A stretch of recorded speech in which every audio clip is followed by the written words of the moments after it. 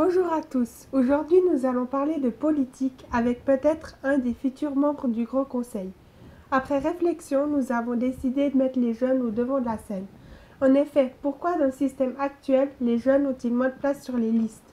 Pourquoi viennent-ils remplir les listes tout en étant que rarement en tête? Nous n'avons pas la réponse à cette question, mais au travers de ce choix dans les candidats que nous allons interviewer, nous avons décidé de les mettre, eux, les jeunes, à la lumière de nos projecteurs. Nous allons donc nous intéresser à l'UDC avec Mathieu Prat. Bonjour Monsieur Prat, comment allez-vous? Moi ça va super et vous? Très bien, merci. Alors, pour débuter cette interview, j'ai appris que vous aviez étudié au Collège du Sud à Bulle. Puis vous avez tout arrêté pour exercer le métier de bûcheron. Ça n'a rien à voir avec les études, ça change du tout au tout. Est-ce que quand vous étiez au CO, vous auriez pensé qu'un jour, vous alliez devenir bûcheron et en plus exercer dans la politique? Alors bûcheron en tout cas pas, non, c'était pas du tout dans mes projets. Moi à la base je voulais faire diplomate ou bien historien, donc il fallait faire des grandes études. Et puis après être allé au Collège du Sud, ça m'a plus du tout intéressé.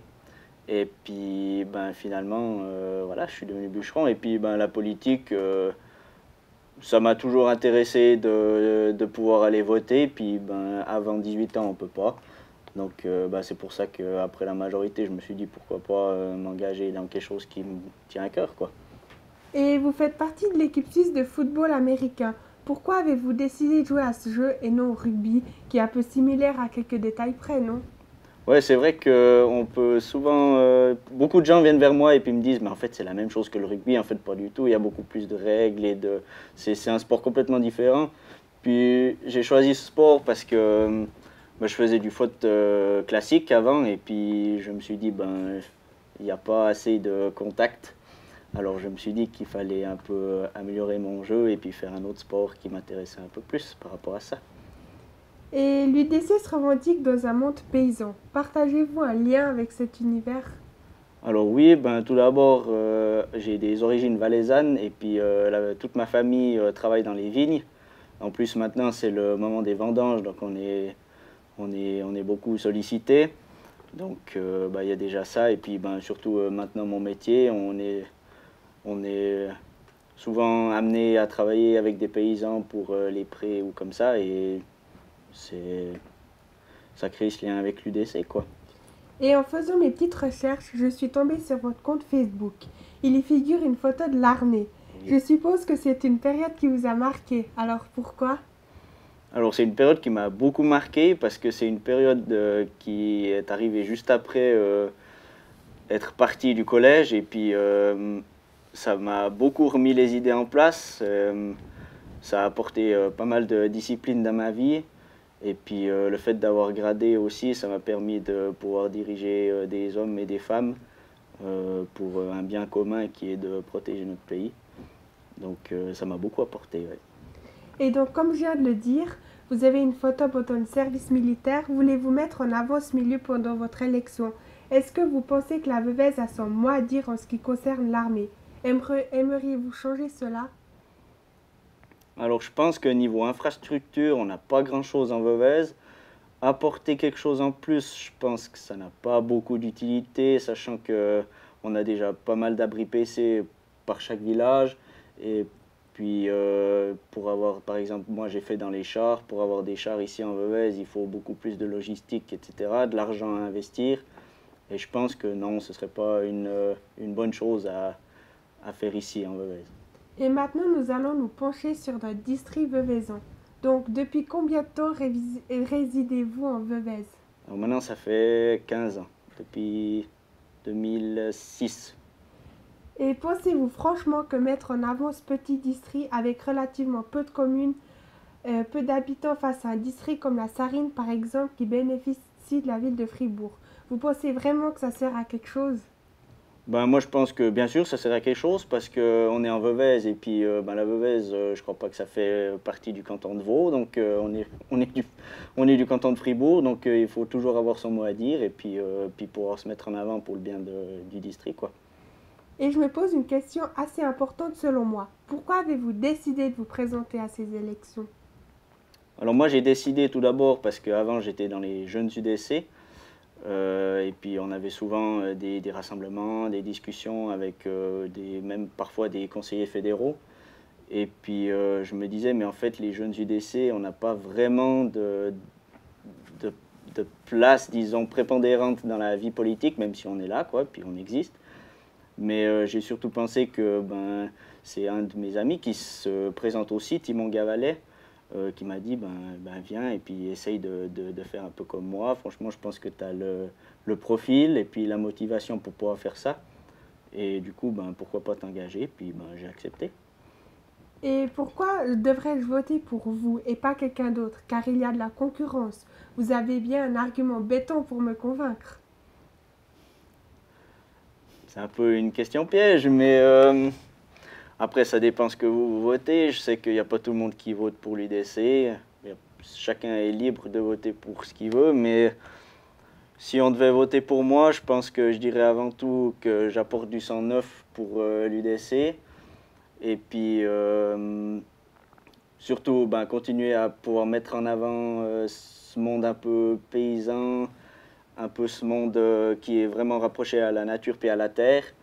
Et puis, ouais, pouvoir continuer surtout à pouvoir bosser avec des gens qui sont des citoyens qui habitent plutôt dans les villes et puis qui n'ont plus trop cet apport de la nature, disons, ou ouais, de la nature en général, et puis pouvoir clairement faire la distinction entre vraiment ce monde et puis vraiment la ville, puis pouvoir venir ensemble et puis travailler ensemble, surtout, c'est ça le plus important. Et donc, qu'allez-vous apporter à Châtel et ses environs?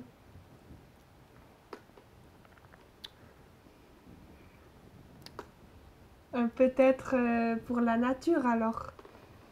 Ouais, je pense avant tout pouvoir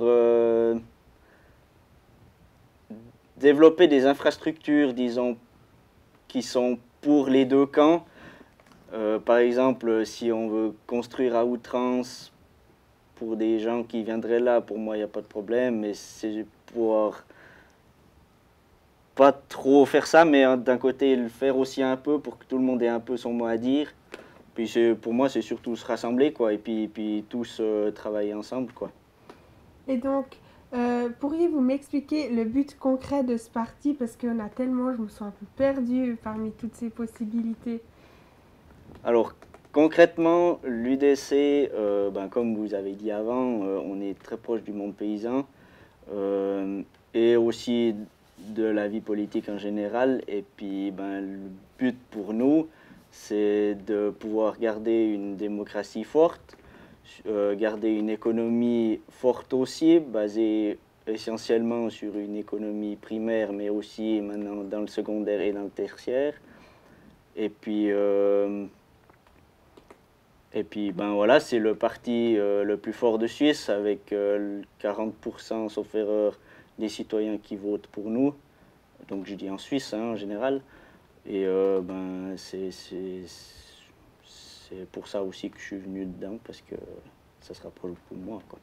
Et je me pose une question un peu compliquée. Arriverez-vous toujours à défendre les idées de votre parti tout en associant les besoins de notre Veuvez? Est-il toujours possible de tenir son rôle en rapport avec les causes présentées par son parti et le tiraillement de se dire est-ce que c'est bien pour ma région? Je pense que chaque parti a une ligne directe. Et c'est clair que des fois, avec certains styles de loi ou d'initiatives ou de référendums qui sont mis en face de nous, il y a des risques qu'on puisse perdre, mais en même temps, cette ligne directe nous permet de rester bien centré sur ce que l'UDC et surtout ce que la personne, dont moi par exemple, qui veut s'engager, doit garder. Et je pense que si on se perd dans ce monde un peu politique, c'est qu'on n'est peut-être pas forcément à la bonne place. Pas forcément en politique, mais par exemple dans le parti aussi, qu'on n'a pas choisi le bon moment ou les bonnes personnes. Donc moi je pense que j'aurais pas de problème avec ça, non. Et maintenant, on va parler des transports publics parce que c'est un sujet un peu, un sujet très important selon moi. Donc, notre région, elle est très belle, mais elle n'est pas forcément aussi bien desservie si nous comparons avec les autres districts de notre canton. L'exemple des transports publics est le plus pertinent selon moi. Pour ma part, j'habite au Paco et je dois faire une vingtaine de minutes à pied pour arriver jusqu'à chez moi. Et je parle des Pacos, mais il y a également Le Flon et Saint-Martin qui ne sont pas mieux lotis. Donc, alors, si vous aurez le pouvoir de changer ça rapidement, vous aurez toute ma reconnaissance et en prime plusieurs voix venant des Pacos. Alors c'est vrai que c'est un thème assez compliqué parce que le problème de construire à outrance, on oublie que les gens doivent se déplacer, on oublie que les gens doivent aller travailler, doivent aller à l'école, doivent aller faire les commissions. Et puis ben, franchement, si je devais changer quelque chose tout de suite, ben, c'est déjà faire des lignes de bus qui sont desservies, qui ont plus de stops, disons par exemple. Pour les Pacos, par exemple, avoir vraiment que ça aille partout et pas seulement un point central où tout le monde doit venir. Et puis, ben voilà, après, ça fait de la marche en plus. Ça fait, les gens, ils reviennent très tard le soir et ils partent très tôt le matin. Donc ça, c'est une des choses que je ferais. Aussi, par exemple, là, ils sont en train de refaire la gare à Châtel. Je pense qu'ils ont fini, mais je crois qu'ils construisent encore autour. Donc cette gare, j'ai l'impression que ça va déjà un peu mieux. Mais il y a toujours cette allée centrale devant la laiterie, la poste, etc. où bah, les gens passent là maintenant en voiture et puis je vois que ça fait énormément de trafic. Donc moi j'aurais pensé à faire des tunnels dessous. Après je sais que ça va coûter des sous, et puis ce ne sera pas fait demain, quoi. Donc, mais voilà un peu mes idées pour la mobilité. Mais alors l'idée est là, donc je suis très contente. Et pour terminer, si vous êtes élu, quelles sont les 3 idées, les 3 projets que vous allez défendre à Fribourg pour que les résidents des environs vivent une belle vie paisible? Alors premièrement, comme j'ai dit avant, essayer de faire un rapport avec la nature et les citoyens, que tout le monde puisse se rassembler autour de ça, puis pas oublier d'où on vient, je pense, parce que c'est un peu la base des bases de la Veuvez, c'est que ben, à la base c'est un monde paysan et agraire, quoi, agricole, et les gens se perdent un peu avec cette ville, ce stress, ce travail à outrance, etc. Alors voilà une des idées. Ensuite, ben, comme vous avez dit, par exemple la mobilité, ça c'est aussi un très grand projet que j'avais aussi avant, puis c'est bien que vous avez sorti cette idée. Et puis la troisième, ben, je dirais que on est peut-être en Veuvez, mais on fait partie du canton de Fribourg, et puis on a toujours son mot à dire. Donc je pense que si on doit prendre des décisions pour les autres districts par exemple, eh ben, je pense qu'il nous faut aussi venir sur la place et puis pouvoir dire quelque chose puis être en accord avec les autres, parfois aussi en désaccord, mais toujours aller de l'avant. Ouais, donc chacun a son mot à dire. Exactement. Et merci Monsieur Prat, nous arrivons à la fin de cette interview. Un mot à rajouter? Ben, je souhaite que du plaisir pour la suite, plein de motivation pour les autres projets, pour les autres candidats, et puis ben, à la prochaine, quoi. Ah ben merci, alors je vous souhaite tout le meilleur et à Merci. bientôt. Merci, à bientôt.